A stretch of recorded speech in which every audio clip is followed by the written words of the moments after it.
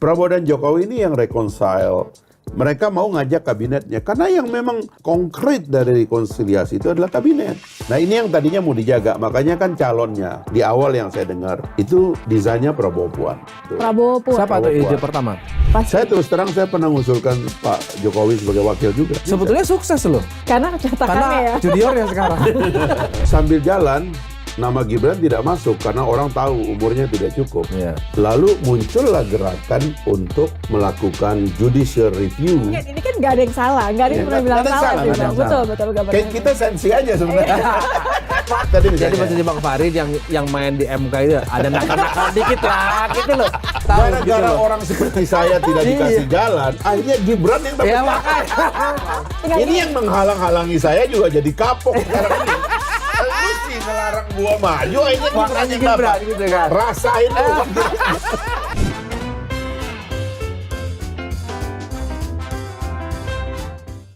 Ketemu lagi di Lanturan, ngelanturnya pasti mudah-mudahan relevan. Amin ya robbal alamin. Sama aku tahu ada doa tambahan. Apa tuh? Mudah-mudahan benar ini nggak berubah lagi Oh. pasangannya.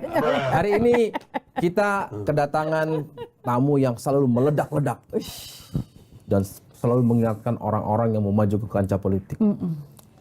Bang Fahri Hamzah, Wakil Ketua Umum Partai Gelora. Sehat Bang? Sehat. Sehat Bang. Di X gimana Bang? Masih rame Bang? Kita mau bahas itu. Move Iya. on 2024. Mantap aku Iya. soalnya kan. Gimana Bang, Partai Gelora kalau dari sisi persiapan Pileg gimana Bang? Pileg sih alhamdulillah kita mempersiapkan infrastruktur partai cukup teliti ya, karena kita tahu kadang-kadang kemenangan itu sangat ditentukan oleh basis teritorial ya. Kita boleh ribut di media sosial dan sebagainya, tapi kalau handlingnya di teritorial, di finishingnya itu tidak bagus, biasanya hilang suara kita di bawah. Nah, itulah sebabnya kita sangat fokus ke teritorial sejak awal. Kita punya struktur yang lengkap, ya. Tingkat provinsi, 38 provinsi kita lengkap. Kabupaten kota 514, 9 ribuan kecamatan, sekarang mulai turun ke desa cukup lengkap juga. Sehingga habis itu kita nyusun caleg juga cukup lengkap. 100% dapil pusat. 88 ya. Kemudian provinsi dan kabupaten kota, di semua provinsi dan kabupaten kota kita punya caleg. Makin mantap dengan muncul mendukung Gibran, berharap ada kotel efek? Ya otomatis ya, karena kan kita ini partai baru yang nggak punya tiket. Yeah. Makanya kita istilahnya itu stealing the show juga untuk menyadarkan orang bahwa kita pun meskipun partai baru bisa punya akses kepada calon, dan komunikasi kita dengan Pak Prabowo relatif cukup lama ya, karena saya sendiri sejak mahasiswa kenal beliau. Sampai sekarang nggak pernah berubah, nggak pernah naik turun begitu ya istilahnya. Kemudian di partai juga yang lama pun saya adalah pendukung beliau sampai sekarang gitu. Jadi orang melihat positioning kita yang konsisten itu rupanya ada manfaatnya gitu. Dan juga di kacamata teman-teman koalisi juga termasuk Pak Prabowo sendiri ya, kita diapresiasi karena bisa dibilang nggak pernah berubah untuk mendukung beliau. Diajak ngobrol nggak Bang kemarin Bang? Soal itu kan kayaknya kalau kita lihat dari awal pertama kali belum tahu siapa, nyebutin nama sampai akhirnya soal Maksudnya Golkar diajak dan terlibat lain-lain. prosesnya nggak sampai Saya muncul pengen- nama saya Gibran. pengen Kalau tahu Prabowo kan gitu. sudah pasti. Kalau Pak Prabowo itu kalau rapat, handphone kita dikumpulin, kalau bisa kita fokus, rapat dengan dia itu biasanya nggak lama. Tapi dia bilang, ini kita saudara ya, rapat kita tertutup, tapi di ruangan ini kita bebas menyampaikan apa yang kita inginkan. Termasuk kalau nggak setuju. Oh iya, silakan gitu. Kasih pertimbangan orang-orang. Oke ya, kalau gitu kesimpulannya ABCD. Oke, jadi dia cepat sekali gitu. Memang ini kan manajemennya dipengaruhi oleh sebagiannya bisnis dan militer. Ya. Karena dia juga pengusaha, dia juga militer gitu. Jadi cepat kalau ngambil keputusan tuh satset itu Pak Prabowo itu. Kalau lihat secara timeline, kemunculan Gibran itu mulai intensif di beberapa minggu terakhir sebelum dideklarasikan. Sebenarnya kan fenomena Gibran itu tidak bisa dihindari dari fenomena gagasan rekonsiliasi yang beliau mulai dengan Pak Prabowo tahun 2019 ya. Setelah Pilpres beliau menang, kami juga ketemu waktu itu sekalian melaporkan kita mau bikin partai apapun kan beliau presiden ya. Jadi kita cerita bahwa kita punya gagasan baru. Nah, sampaikan dan kita ajukan juga usul tentang rekonsiliasi. Dan Pak Anies nih ketua umum kita ini kan orang yang punya wawasan geopolitik yang sangat bagus ya. Waktu itu beliau bilang, belum ada krisis loh 2019. Pak, akan ada krisis Pak. Krisis besar di dunia. Kita belum tahu apa, tapi ini kelihatannya pola-polanya ada. Ceritain. Nah, terus gimana ya? Kita mesti bersatu. 2 kali pemilu ini, 2019, 2014, pembelahan ini nggak boleh dibiarkan. Elit paling tidak harus disatukan gitu. Karena itu nanti kita akan memerlukan waktu krisis datang gitu. Dan betul, habis itu kan Pak Prabowo diajak masuk, Pak Sandi juga, lalu habis itu meledak COVID kan. Sebenarnya kebayang sih komplikasi betapa rumitnya politik kalau pada waktu itu ada oposisi yang hampir 50% loh kekuatannya di parlemen itu. Ya alhamdulillah COVID kita atasi dengan baik. Kemudian ketegangan Laut Cina Selatan yang punya efek pada perekonomian dunia secara umum itu kita atasi juga. Habis itu perang Rusia-Ukraina kan. Itu luar biasa itu Pak Jokowi. Jadi boleh dibilang kemunculan Gibran kalau sampai nanti besok didaftarkan. Nah, itu kan kita asumsikan sudah dideklarasikan. Itu adalah setengah jawaban dari satu rekonsiliasi, kedua menghadapi krisis besar dan Gibran salah satu jawaban. Jadi nah sebelum sampai ke situ kan akhirnya kan beliau memang ingin menjaga koalisi besar kan. Karena apapun hadirnya Pak Prabowo dan Pak Sandi dalam kabinet itu memberikan warna dalam kabinet bahwa ini ada persatuan gitu. Bayangkan ya, PDIP, ya Gerindra, ya kemudian Golkar, kemudian P3 dan sebagainya kan gabung kan menjadi satu. Memang ada ongkosnya, tapi ini ongkos terjadi di seluruh dunia. Yaitu melemahnya oposisi. Secara umum krisis-krisis ini membuat orang tuh jadi tidak kritis sebenarnya, tetapi kita itu melegalkan dengan platform rekonsiliasi. Jadi kita nggak pura-pura gitu, jadi tidak kritis dan sebagainya, karena kita menyadari. Karena itulah waktu itu antara parlemen dan pemerintah juga ada understanding. Bahkan sebenarnya saya ingat gitu waktu menyusun undang-undang MD3 atau revisi. Saya kontak istana kan, Pak rekonsiliasi di undang-undang MD3 gimana gitu. Udah kalau bisa semua partai jadi pimpinan parlemen. Itu yang terjadi. Coba lihat sekarang di Senayan itu. Ada 9 partai politik, semua jadi wakil ketua MPR. Jadi itu rekonsiliasi yang memang didesain dari awal oleh pemerintah sebelum ada COVID, sebelum ada perang Rusia-Ukraina, sebelum ada ketegangan yang luar biasa di Laut Cina Selatan. Checks and balances bukannya bagian dari hal yang penting? Itu soal lain kan. Memang ada fungsi lain yang kurang kuat, yaitu fungsi independensi parlemen. Sebenarnya fungsi independensi parlemen itu isu lain sebenarnya, karena penguatan kabinet itu bukan pelemahan legislatif. Sebab presiden itu kan dalam sistem presidensial tidak bisa dijatuhkan oleh parlemen. Nah, justru parlemen yang kuat itu membantu kerja presiden dengan cara melakukan kritisasi terhadap kerja anggota kabinet. Sebenarnya kan begitu. Jadi presiden sebenarnya senang kalau parlemennya kuat. Gitu. Karena dengan itu menteri-menterinya jadi beres bekerja. Dia nggak ada gangguan banyak lah. Kembali ke rekonsiliasi tadi, akhirnya kabinetnya dipertahankan. Nah, pikiran Pak Jokowi itu kan kabinet yang kita pertahankan ini ya semua ya sampai ujung, sampai akhir. Dan di akhir kalau ada tantangan silakan, tapi clear.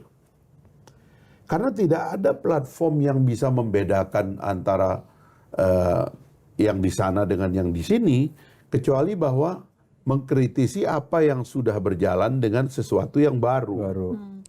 Nah, rupanya yang mengambil posisi itu dari awal Pak Surya Paloh. Gitu loh. Jadi makanya ada euforia waktu itu mengatakan Anies Baswedan adalah antitesis daripada Pak Jokowi. Sebenarnya itu positioning yang bagus. Kalau memang itu ya. kalau memang mau diambil gitu, karena memang kebayang waktu itu di ujung, memang Pak Jokowi itu pikirannya waktu itu bisa nggak meskipun nanti kita pisah, kita ngomong baik-baik deh. Karena apapun kan harus ada pilpres. Dan pilpres itu kan apapun kan harus minimal 2 calonnya kan. Kan difikirkan waktu itu, karena ini udah jalan nih rekonsiliasi. Bisa nggak yang di ujung ini kita, nah rupanya menurut yang saya dengar, itu tidak ngomong keluar itu. Waduh, perahu sekoci pertama keluar. Nggak ngomong. Akhirnya ada damage-nya di situ gitu. Dan setelah itu kemudian perahu sekoci kedua keluar lagi, Pak Ganjar. Itu masalah lagi. Tetapi ide besar untuk membuat rekonsiliasi itu nggak hilang. Karena memang pada dasarnya itu yang mau dipertahankan. Tapi gini Bang, bukannya kalau misalnya nafasnya atau niatnya adalah rekonsiliasi, dengan kemudian sekarang keputusannya Pak Prabowo didukung oleh koalisi mengambil Gibran yang masih, ini kan belum ada keputusan kan ya, masih merupakan kader PDIP, itu it doesn't look makanya like kan rekonsiliasi. Makanya kan begini kan, pertanyaannya kan ini rekonsiliasi antara siapa dan siapa. Kalau kita trace ke 2014-2019 adalah between 2 kelompok dan figur yang beradu pada 2 pemilu itu. Namanya Pak Prabowo dan Pak Jokowi. Kan ini yang permanen kan. Prabowo Hatta, Prabowo Sandi, Jokowi JK, Jokowi Ma'ruf kan. Tapi yang permanen adalah Prabowo dengan Jokowi. Prabowo dan Jokowi ini yang reconcile.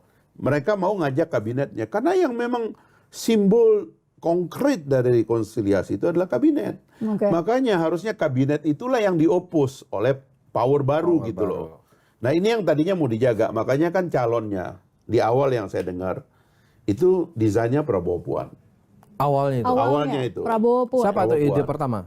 Datang dari siapa? Ya itu termasuk saya kira bisa dicek juga ke Mbak Puan. Karena ini kan udah komunikasinya jalan sebenarnya kan. Dan memang hubungannya luar Harusnya biasa. barang jadi ya satu. Jadi Mbak Puan kan naik kuda di Hambalang dan sebagainya. Harusnya barang jadi tuh. Terus tiba-tiba di tengah jalan begitu Nasdem keluarkan Anies Baswedan, klop nih. Cuman ada masalah karena harusnya yang keluar tuh keluar beneran gitu loh. Sehingga penantangannya itu kuat. Jelas. Clear. Ini yang mau terus, itu yang nggak mau terus. Misalnya kayak gitu. Nah, itu pertama. Nah, yang kedua itu sebenarnya kan memang Pak Jokowi setidaknya karena ikut membesarkan Ganjar juga, pikirannya ya jangan Puan. Prabowo Ganjar. Ada juga Prabowo Ganjar pikirannya kan. Dan memang kemudian Ganjar yang memang elektabilitasnya Pak Ganjar gitu. Nah rupanya di PDIP saya dengar nggak mau Prabowo Ganjar, tapi maunya Ganjar Prabowo. Ini masalah siapa 1 dan 2-nya ya? Nah ini muncul. Nah Pak Jokowi di situ ya nggak sanggup. Dia bilang ya rupanya ya keinginan dia untuk menyatukan terutama karena itu jatah PDIP lah gitu ya, partai besar begitu. Nggak bisa ya akhirnya kan Pak Ganjar keluar gitu. Tapi jangan lupa bahwa di PDIP itu ada gejolak juga kan waktu itu dengan Dewan Kolonel, gitu kan. Nah tapi oke lah ini udah jadi 3. Nah sekarang rekonsiliasinya mau diterusin nggak? Kata Pak Jokowi terusin. Meskipun harus Pak Prabowo dengan Pak Jokowi dan kabinet besar ini harusnya terus berjalan. Tunggu. Waktu itu di awal kan ketika disebut Prabowo dan Jokowi, Prabowo dalam konteks masih pakai baju PDI Perjuangan kan? PDIP, Jokowi maksudnya. Iya, Jokowi PDI Perjuangan kan? Iya dong. Presiden. Ini kan antara kandidat presiden. Nah sekarang ketika bukan partai, karena kayak gini ya, ini dilema presidensialisme kita. Kan kalau ada ahli namanya Scott Manwaring itu kan mengkritik presidensialisme multipartai. Itu menyebabkan ketidakjelasan. Ya kan, karena kalau presidensialisme itu bagusnya partai sederhana, paling bagus kalau 2 partai. Karena itu kemudian tidak perlu ada koalisi, tiket gitu. Ya. Nah, kita ini kan masalahnya itu presidensialisme multipartai, sehingga kalau kita tanya, ini para pihaknya siapa? Iya. Kalau kita bilang partai terlalu banyak, partai yang mana? Koalisinya dasarnya apa? Sekarang aja kan kacau kalau kita bicara koalisi ya. Yang menyatukan dua partai yang masih ada dalam kabinet, PKB dengan Nasdem dengan PKS apa? Kan tidak bisa kita jelaskan ini. Sama juga dengan PDIP apa? Nah, satu-satunya yang bisa dijelaskan adalah bahwa ini adalah the ruling cabinet. Ya. Di negara-negara demokrasi juga begitu. Between ruling cabinet and opposition. Gitu kan. Nah, ini ada ruling cabinet, yang mimpin siapa ruling cabinet? Pak Jokowi. Oke. Dulu lawannya yang diajak rekonsiliasi namanya Prabowo. Ini masih dalam satu perahu, tadinya menginginkan agar rekonsiliasi dalam kabinet itu memutuskan presiden dan wakil presiden ke depan dari kabinet. Oke, Jadi tapi kayaknya mungkin pertanyaan, Mas Yogi iya. itu penasaran karena kan oke lah presiden, tapi kan narasinya presidennya kan tetap bagus adalah ya, tetap. Tapi kemudian saya agak curiganya begini, kenapa kemudian muncul nama Gibran? Nah, itu Gibran tadi itu kan. jadi kolateral atau apa? Jadi Makanya ini perlu kita mitigasi ya. Ini kita kolateral atau mitigasi gimana? karena prosesnya terus terang agak natural menurut saya. Natural. Sehingga bukan nanti dikondisikan, Bang. bukan, sehingga nanti kita bisa menjawab kecurigaan orang tentang posisi Pak Jokowi dan sebagainya. Jadi Mbak Puan gagal, Pak Ganjar gagal, Pak Ganjar keluar, ya kan, PDIP keluar, bikin blok sendiri, berarti sudah 3 keping blok ini kan. Sekarang kan di koalisi besar ini bertanya, kira-kira dengan siapa lagi?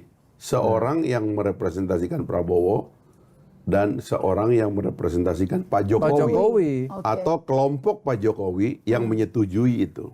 Kelompok Pak Jokowi ya. Ya. Oke. Nah, sekarang Pak Prabowo mewakili Pak Prabowo. Bukan kelompok lagi tapi anaknya Pak Jokowi. Itu Ya, makanya kan. Iya, makanya nggak main-main. Makanya kita sekarang Dosisnya ketinggian. karena gini, Wapres itu sepenuhnya simbolik.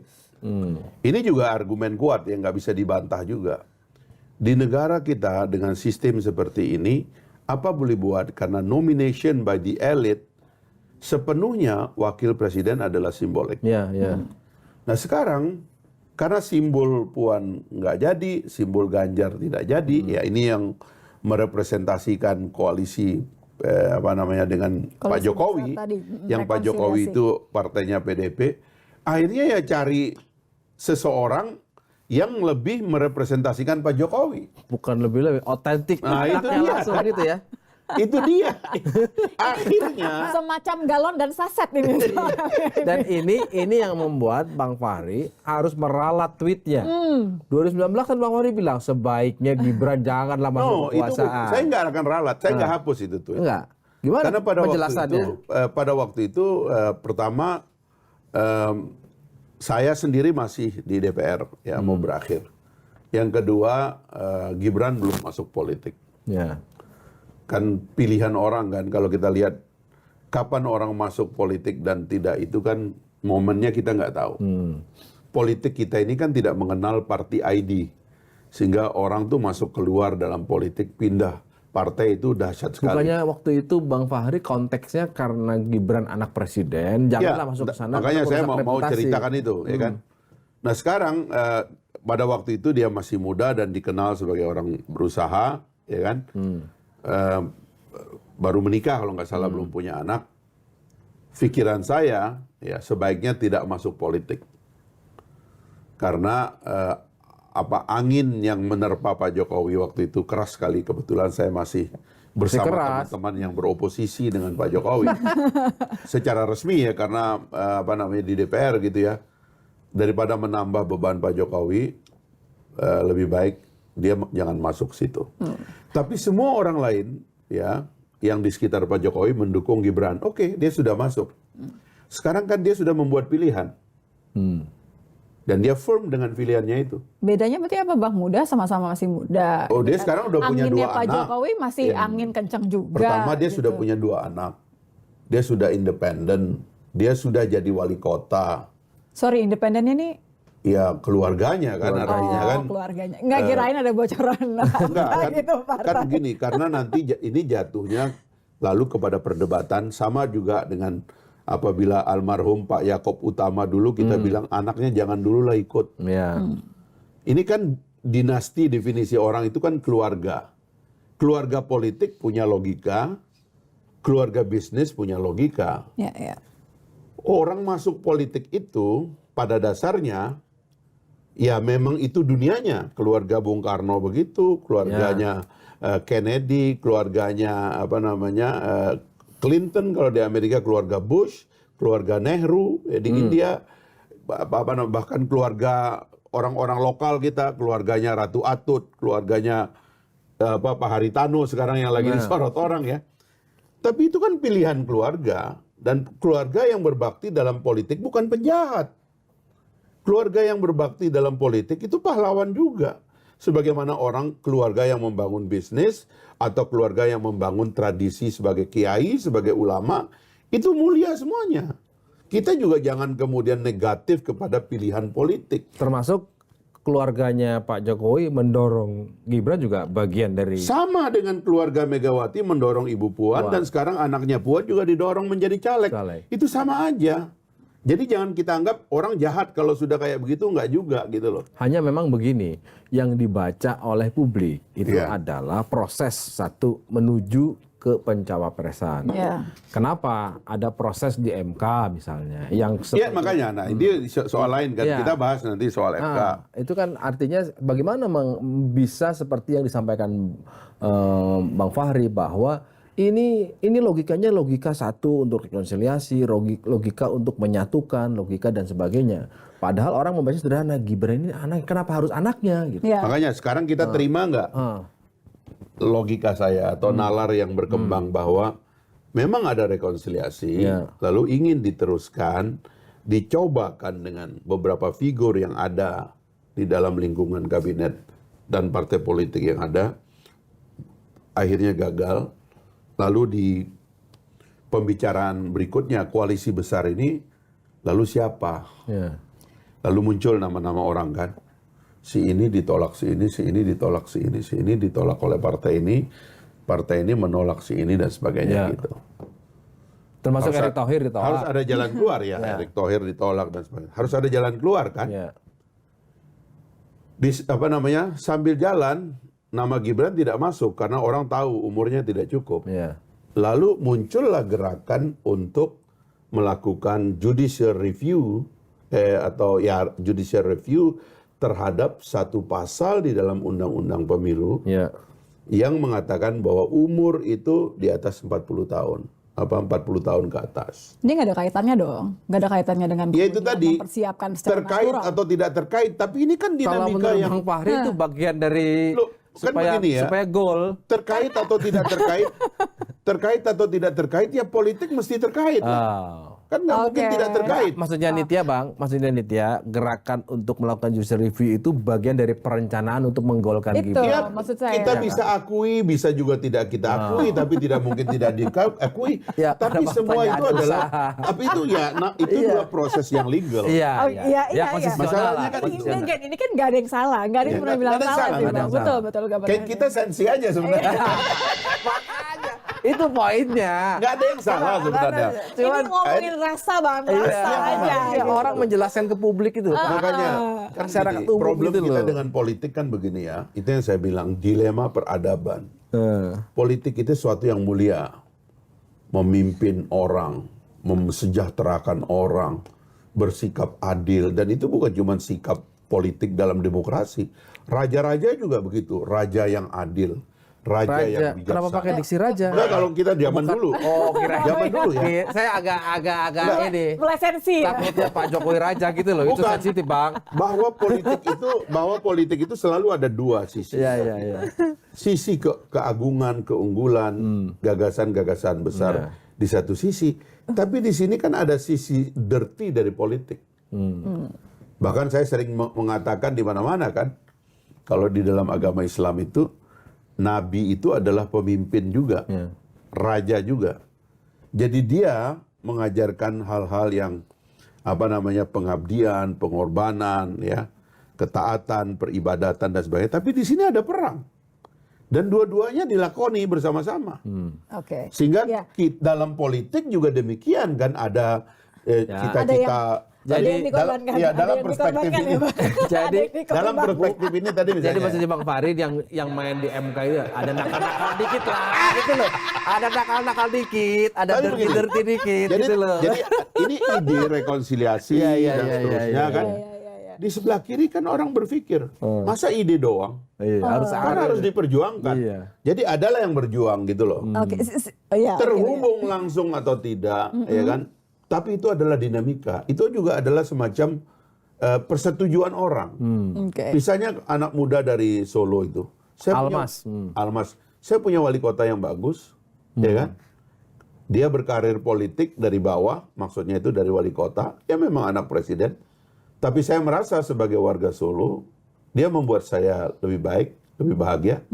Kenapa bukan dia? Gitu. Oh, karena ada umur 40. Oke. Open legal policy kata dia umur 40 nggak boleh berubah. Boleh, tapi saya minta siapa yang pernah berkarir dalam politik lokal sebagai elected official dimenangkan gitu loh. Ini nakal-nakal dikit. Nah itu dia. Memang begitu. Ini nakal-nakal dikitnya. Hidup itu sepertinya tadi pakai diksi dirty-nya itu loh. Ya. Nah akhirnya menanglah dia di situ dan cope lah waktunya juga. Ini momen aha momen itu kapan Bang? Kan tadi kan belum kesebut nih siapa yang nyebutin nama Gibran karena kan sebelumnya benar-benar gak ada ide sama sekali siapa dan kapan? Kami sebelum masuk di Gelora ya, kami sebelum masuk koalisi kan kami melakukan judicial review. Karena pada waktu itu keputusan rapat teman-teman di Rakernas meminta Pak Anies Mata, ketua umum saya jadi calon presiden dan saya sebagai wakil presiden, calon wakil presiden. Itu dipasang spanduknya di mana-mana ya. Nah caranya adalah kita batalkan dulu threshold supaya kita bisa maju. Dan niat ini bukan bahwa nanti kita akan terpilih, bukan. Jadi ada tradisi dalam politik yang harus dihidupkan bahwa satu partai politik mewakili lahirnya satu gagasan. Satu gagasan itu melahirnya satu janji kepada negara dan pemimpinnya yang akan menjadi calon pemimpin negara. Kan begitu. Ini nih bedanya. Kalau Partai Gelora itu mengusulkan untuk memberikan pembelajaran politik. Ada narasi besar bahwa semua bisa punya kesempatan maju. Kalau Gelora. Tapi kalau yang nakal-nakal ini untuk menang. Supaya jadi barang itu gitu kan Bang. Untuk itu bedanya. Sama-sama main MK gitu. Satu untuk memberikan pembelajaran. Dalam politik menang.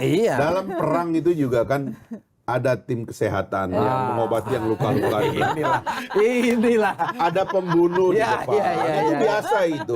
Politik itu adalah peperangan. Di kelas juga ada yang tukang bolos.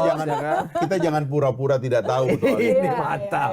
Bahkan bukan cuma dalam politik, kadang-kadang dalam dagang pun ada begitu. Inilah ya. Nah, jadi kembali ke situ, awalnya kita mau melakukan judicial review dan kita kalahkan di MK. Oke lah kalau kita kalah berarti kita akan gabung dengan arus yang sudah muncul, ada parliamentary threshold. Nah kelihatannya ada 3, ya kan, Anies, kemudian Pak Prabowo waktu itu sebelum ada Ganjar, lalu Ganjar kan, gitu. Atau Ganjar dulu, baru Anies dan Pak Prabowo. Ya, anunya berdasarkan opini yang berkembang. Oke, kami milih Pak Prabowo. Nah begitu kita milih Prabowo, kita mulai terlibat dalam diskusi siapa wakil. Iya dong, pasti. Saya terus terang saya pernah mengusulkan Pak Jokowi sebagai wakil juga. Sempat. Pernah, karena saya bilang ya itu kayak polanya. Sama Kodari usulan itu polanya kayak Putin sama Medvedev, sama Erdogan dan Abdullah Gül.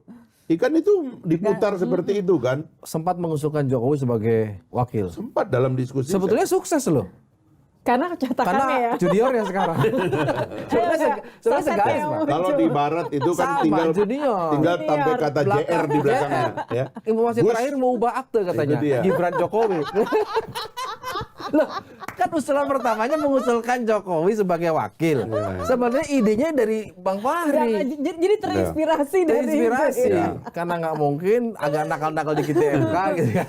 Makanya tinggal diubah. Bang, saya ingat Bang. Gini, kenapa saya hari ini penasaran pengen nanya ke Bang Fahri itu ketika kemunculan Anies lagi rame-ramenya. Ada satu podcast Bang Fahri cukup terkesan saya. Jangan cuma bicara soal saya maju atau tidak maju, tapi gagasannya. Saya ingat betul itu. Betul. Hari ini masih bisa diterapkan itu di konteksnya Gibran. Karena Gibran ini soal maju atau nggak maju banget ini. Karena kita dikunci oleh threshold. Itu masalahnya. Kita dikunci oleh threshold. Makanya waktu itu kampanye saya, ini waktu kita menjelang judicial review, harusnya saya membayangkan teman-teman yang nyapres itu, saya nggak usah sebut nama, karena dari semua calon ini satu-satunya yang beraliran tidak boleh ada presidensial threshold cuma Pak Prabowo. Dari awal itu. Dan makanya saya senang dengan Pak Prabowo karena idenya tentang demokrasi ini konsisten gitu loh. Nah yang lain-lain itu nggak berani. Harusnya kan ya kalau menurut saya ya, dibuka aja peluang sebesar-besarnya sehingga ketua umum dan wakil ketua umum partai seperti saya juga boleh dong kontestasi. Masa saya ini udah berpolitik 30 tahun. Sudah pernah jadi pimpinan DPR. Tahun 98, umur saya masih 27. Saya sudah jadi jubir di MPR, di sidang istimewa MPR. Ya kan? Habis itu bikin partai, jadi pimpinan dewan dan sebagainya. Masa orang yang sudah meniti karir 30 tahun dalam politik kalah tidak sama dikasih Gibran. jalan. Nah itu yang saya bilang waktu itu. Kirain kalah sama yang wali kota 2 tahun gitu Gara-gara loh. orang seperti saya tidak dikasih jalan, Emang, Bang. gara-gara orang seperti saya tidak dikasih jalan, akhirnya Gibran yang dapat. Ya, itu maksudnya, Bang. Keterlaluan sekarang Bang. tinggal Ini gini. yang menghalang-halangi saya juga jadi kapok sekarang. Lu sih melarang gua maju, akhirnya Gibran yang dapat. gitu kan. Rasain lu. Ini baru-baru. Kalau Dan anak muda zaman makanya ngomong Bang Fahri gini, cerita "Kencana." puluhan tahun gitu kan kalah sama orang baru 2 tahun jadi wali kota. Iya, Bang. tahun jadi wali kota. Nah, itulah, Ya ya. juniornya tadi itu. Ini karena itu juniornya. tadi. Ini artinya itu semacam pembalasan dendam. Tapi kesel tapi harus didukung. Kita harus didukung. Bukan, ini membalas dendam kepada orang-orang yang menghambat orang-orang seperti saya untuk jadi makanya, capres. rasain lo. Rasain lo. Jadiin aja sekarang gitu ya Bang ya. Biar kapok. Mudah-mudahan setelah ini presidensial threshold, Ya. parliamentary threshold dihapus. Berangkat dari Gibran Berangkat ini. dari kasus ini. Wah, mulia sekali berarti Iya dong. pemilihan ini ya Ya. Bang ya. Harus ada yang mulia. Ya. bener. Kan Ada kita nggak ikut tim nakal sekarang. Ada kesel-keselnya dikit gitu. Sebenarnya itu kan refleksinya dari yang perjalanan perjuangannya Bang Fahri kan untuk nggak ada lah threshold dan sebagainya. Itu tadi kan. Oh begitu lihat Gibran, oh iya bener juga segampang ini yang ditakutkan gitu.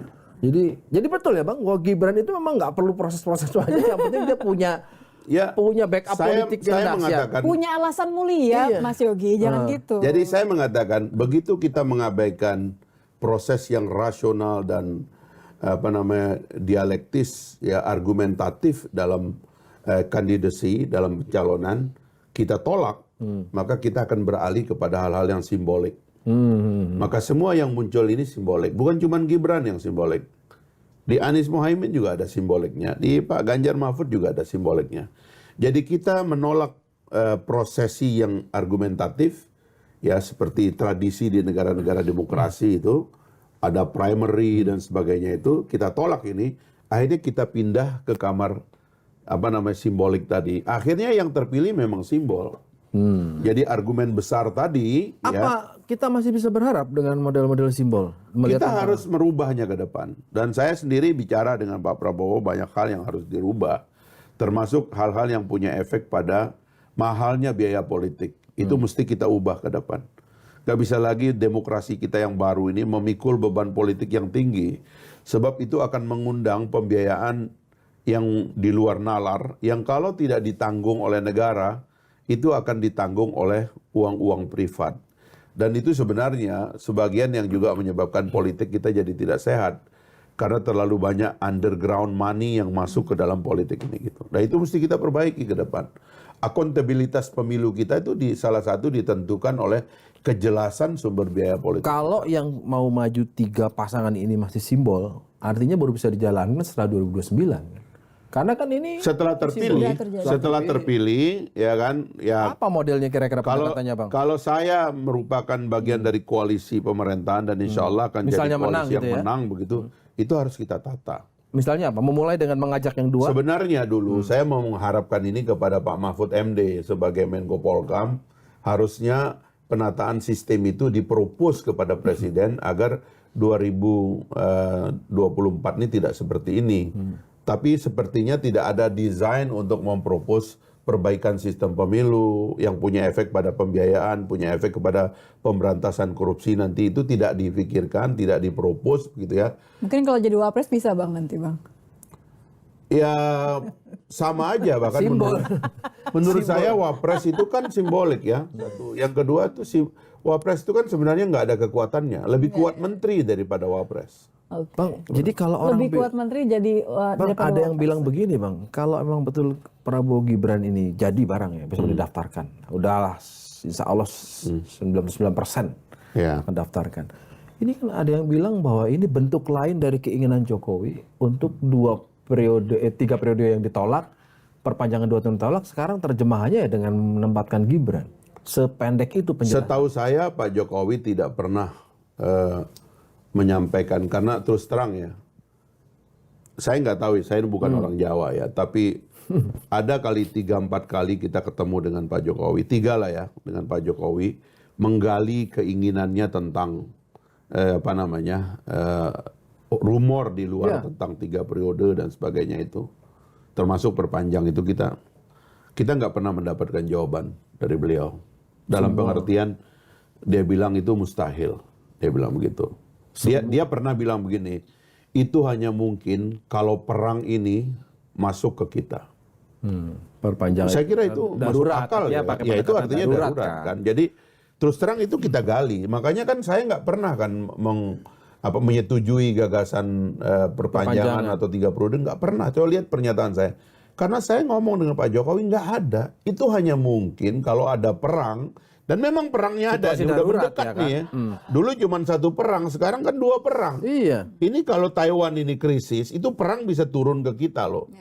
Artinya sebenarnya Pak Jokowi ngerti bahwa kalau perang masuk ke kita nggak bisa bikin pemilu. Mungkin saja itu terjadi gitu loh. Pemilu tapi ada kan? Hal ini kan udah di depan mata. Pasti jalan lah ya. pendaftaran sudah ada ya, insya Allah. Aman. Jangan aman. nakal-nakal gitu lah. Oh enggak, ini Kita maksudnya udah disiapin juga. Kan kita harus disiapin begini loh, kan, ya, kekosongan. kita harus berterima kasih kepada pemerintahan ini bahwa pemerintahan ini, coba tanya ekonom-ekonom senior. Ini pemerintahan yang sukses menjaga inflasi. Iya. Di dunia ini nggak banyak pemerintah kayak kita. Ini harus disyukuri. Kalau harga bergejolak, terus semua menjadi kacau, tingkat kesejahteraan itu drop secara masif, itu kan belum tentu kita bisa setenang Itu yang sekarang. harus diucapkan terima kasih, tapi ada juga yang harus kita berikan kritik. Tulisan merah, korupsi, kerusakan lingkungan, Ya kan itu Bang? Pak Mahfud MD lah itu harus jawab itu. Loh, kerusakan lingkungan, ya kan Bang? Ini kan presidennya kan masih yang sekarang. Itu kan gini, kenapa kemudian hari ini tamunya seorang Fahri Hamzah? Fahri Hamzah itu kan dulu nggak ada bentengnya kan, semua sikat, dang. Hari ini pakai Saya dulu logika. anggota DPR, digaji oleh rakyat untuk itu. Sekarang Diberikan imunitas untuk itu, fasilitas untuk itu. Lah kalau saya sudah balik jadi rakyat biasa, masa saya sok punya imunitas, sok punya gaji? Kan nggak ada, ya kan? Jadi harus tahu diri juga lah. ini bagian nakal-nakalnya di kita itu. Jadi Apalagi saya dengan teman-teman bikin partai baru yang mencoba mengkonsolidasi ya gagasan-gagasan pertengahan, tidak mau ekstrem kiri atau ekstrem kanan, menggalang gagasan persatuan dan sebagainya. Ya tentu harus bersahabat dengan semua pihak dan nggak usah berpretensi sok jago, sok terima gaji, sok dapat tugas untuk mengkritik pemerintah. Nggak ada tugas itu. memang itu alami aja, bergerak. Alami aja, begitu saya nanti dapat jabatan dipilih oleh rakyat nanti karena saya maju lagi sebagai anggota DPR dari Pulau Sumbawa di NTB sana, nanti terpilih lagi, ya lihat aja nanti. Ya kan? Semua juga kita jewer, Bos. Oke. Iya enggak, Pak zaman Pak SBY bagian dari koalisi kita jewer. Tapi yang saya jewer itu menteri. Bagian Pak Jokowi ya memang tidak menjadi bagian dari pemerintahan, tapi tetap aja. Itu kalau ditugaskan. Tapi kalau tidak ditugaskan jangan ngoyo sok bertugas dong. Nah, itu masalah juga nanti. Termasuk Kita ini rakyat ini cari makan. nggak memberikan kritikan kepada Gibran dengan segala prosesnya karena tidak sedang Karena bertugas saya itu. sadari ketidaksempurnaan sistem ini dan proses ini dijalankan dengan baik, maka justru kehadiran Gibran ini adalah pintu atau solusi bagi kita sekarang ini. Gitu. Saya mau tanya Bang terakhir Bang, keberadaan Gibran di Pak Prabowo dan koalisi Indonesia Maju dalam konteks head to head dengan Anies, dengan Ganjar, itu Bang Fahri melihat siapa yang akan diambil basisnya, apakah di sisi Mas Anies atau di sisi Ganjar? Pertama-tama yang penting kita setia dengan idenya dulu. Oke. Ya, soal menang kalah itu kan kita nggak tahu lah. Ya, ada dalam perhitungan strategi kita, tapi kalau kita setia dengan gagasan ini, akhirnya posisinya Pak Prabowo dan Mas Gibran tuh mudah dibela gitu. Dan ini yang kita anggap akan menyebabkan, mohon maaf aja, itu publik akan cenderung kepada Pak Prabowo dan Mas Gibran ini. Meskipun gitu. sekarang relatif sentimennya Enggak juga. Ini kan keributan dari elit Jakarta aja sebenarnya yang kita harus atasi ya, karena memang sudah ada dua ekstrim kan. Ini mohon maaf menyebut istilah ini karena memang inilah identifikasi kita yang lalu. Yang lalu ini kan yang bertarung itu kan dua ekstrim yang dikendalikan oleh dua pihak yang berbeda gitu. Yang satu itu di sebelah kanan gitu ya, yang pernah nempel di belakang Pak Prabowo gitu. Yang satu di sebelah kiri pernah nempel di belakangnya Pak Jokowi gitu. Tapi kemudian Pak Prabowo dan Pak Jokowi bersatu. Orang-orang yang cuma melihat Pak Prabowo dan Pak Jokowi itu punya itikat baik untuk menyatukan bangsa, stay dengan Pak Jokowi dan Pak Prabowo. Oke. Tapi yang tidak mau, tentu dia tetap akan menjadi radikal dan lari ke kanan, yang pernah di belakang Pak Prabowo, dan yang pernah di belakang Pak Jokowi, dia lari ke kiri secara ekstrim, dan bahkan sekarang memaki-maki kelompok tengah ini, atau Pak Jokowi dan Pak Prabowo yang mengikhtiarkan satu rekonsiliasi besar berikutnya. Saya percaya dengan konsistensi sikap dari Pak Prabowo dan Pak Jokowi yang diwakili oleh Mas Gibran, mewakili 60% pemilih pemula sekarang ini, pemilih pemuda juga gitu ya, itu akan ngumpul ke tengah. Dan itulah yang menjelaskan kenapa survei mengatakan bahwa mereka itu bisa menang satu putaran.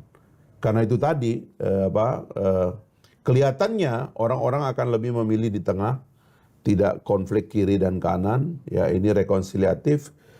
Kita menghadapi isu keamanan dunia dan keamanan nasional kita juga terancam, kita perlu figur kuat seperti Pak Prabowo. Tapi pada saat yang sama kita memerlukan simbol dari generasi muda dan rekonsiliasi, sehingga kami membayangkan memang semuanya akan ngumpul di tengah. Dan itu ada juga loh di PD Perjuangan dan di Nasdem itu konsep bahwa ini di tengah membangun bersama itu juga sama. Ya, tapi itu tadi itu dulu yang saya kritik kepada kawan saya. Saya bilang kalau kamu menjadi figur tengah, hati-hati melangkah. Ya. Terus terang ya, Anda tahu kan saya berasal dari satu partai yang sangat di kanan, nyeretnya ke tengah susah. Susah nyeretnya ke tengah. Elemen-elemen yang mohon maaf ya, agak ekstrim itu susah dikendalikan gitu. Nah sama mungkin juga yang di kiri juga demikian. Nah sebenarnya figur-figur seperti Nasdem, Mas Anies itu kan sebenarnya orang tengah. Tapi karena menyeret diri terlalu jauh ke kanan, itulah yang menyebabkannya susah. Dan orang itu sudah kadung menjadikan dia hero, dia nggak bisa melemah lagi. Padahal pada dasarnya dia pingin menjadi figur tengah, nggak bisa lagi, udah kena seret. Nah kita kan mau berpolitik ini nggak mau diseret-seret juga. Kita mau punya determinasi bahwa negara harus berjalan ke arah sana dan kita mau menjadi bangsa yang menjaga silaturahmi, menjaga rekonsiliasi. Itu. Saya memastikan sekali lagi konsepsi yang disampaikan Bang Fahri tadi soal demokrasi ke depan dan sebagainya itu kira-kira satu sinyal nggak sama Gibran? Atau memang sudahlah Gibran kan soal figur, soal simbol aja. Ini penting juga loh. Karena nanti ke depan akan kampanye, akan ada diskusi. Jadi begini ya, saya kemarin baru diskusi agak panjang dengan Gibran waktu dia ke kantor. Ya. Terus terang aja kalau kita mau rendah hati mengakui bahwa kita ini yang sudah rambutnya putih ini dengan adanya demografik bonus demografi yang dahsyat, 60% pemilih kita ini adalah pemuda. Terus terang kita ini agak nggak paham dengan dinamika anak muda ini. Saya terus terang aja, kita harus mengakui cara dia menjawab, cara dia merespon keadaan, cara berpikir yang tidak diametral, tidak terjebak kepada politik aliran, tidak terjebak pada klaim salah benar, judgmental dan sebagainya itu dahsyat loh. Dan itu adalah generasi baru Indonesia. Kita ini harus belajar pada mereka karena faktanya mereka itu ada dan dominan gitu loh. Tegak lurus Tapi- betul. Bukan kita nggak boleh main-main sok. Kita yang tua-tua seolah ngerti persoalan juga nggak. Cepat sekali gitu loh berubah langsung. Bukan berubah. Saya melihat ada realitas baru. Ini air bah, ini raksasa tidur. Kita jangan main-main. Ini generasi muda kita ini potensi yang dahsyat. Inilah yang akan memikul beban Republik. Dan dari obrolan singkat itu melihat ada potensi kemampuan kapabilitas di Gibran ya. Anda lihat aja nanti. Tapi jangan ini juga sih Bang. Maksudnya kalau kita ngomongin Ini soal Fahri Hamzah ini kekuatan. lahir di kampung yang pada saat lahir sampai berumur 13 tahun tidak ada listrik. Saya belajar baca buku mencuri-curi pakai dila. Dila itu lampu yang pakai minyak tanah. Hidung saya hitam kalau saya baca. Ya apa namanya, alhamdulillah rezeki orang tua ala kadarnya. Kita nggak bisa dibilang terlalu miskin tapi juga tidak terlalu kaya. Datang ke Jakarta, saya merasa otak saya itu mungkin juga banyak hal yang mungkin kurang gizi atau apa, nggak mampu kita mencerna banyak persoalan gitu. Karena itu saya nggak berani masuk ke sektor sains dan matematika karena buat saya orang kampung itu berat. Saya masuk ke ilmu sosial yang lebih mudah ditangkap dengan peralatan waktu saya muda. Tapi ini kan Lahir dari keluarga serba yang berkecukupan. luar biasa, orang kota memimpin salah satu kota yang paling tua di Indonesia. Kita nggak boleh juga terlalu sombong mengatakan nah, seorang ini nggak ada apa-apanya. Seperti saya terus terang aja, saya pernah salah juga membaca Pak Jokowi. Pak Jokowi itu menurut saya kepribadian yang pikirannya kompleks, tapi berpenampilan dan mengucapkan kata-kata sederhana. Setelah lama saya mengerti gitu. Dan itu memang ada khazanahnya yang saya harus rendah hati. Suatu hari saya diundang oleh Sultan Hamengkubuwono, satu-satunya dinasti yang ada di Republik ini yang masih berkuasa. The real dynasty. The real dynasty itu Hamengkubuwono. Saya diundang dan saya ngobrol di rumahnya. Dia memberi saya itu khazanah dalam ilmu-ilmu orang Jawa. Sampean tuh saya tonton Mas Fahri, kalau bicara itu sangat meyakinkan. Tapi jangan membuat orang lain tuh merasa digurui. Sangat tegas, tapi jangan bikin orang tersinggung. Itu ilmu-ilmu yang di pantai sana, di kampung saya itu saya nggak paham. Tapi ini khazanah, inilah Indonesia rumit. Seperti kita melihat gaya Pak Jokowi sekarang juga. Nggak bisa kita sederhanakan. Dan bibit itu ada di Gibran. Ada di Gibran. Ketemu lagi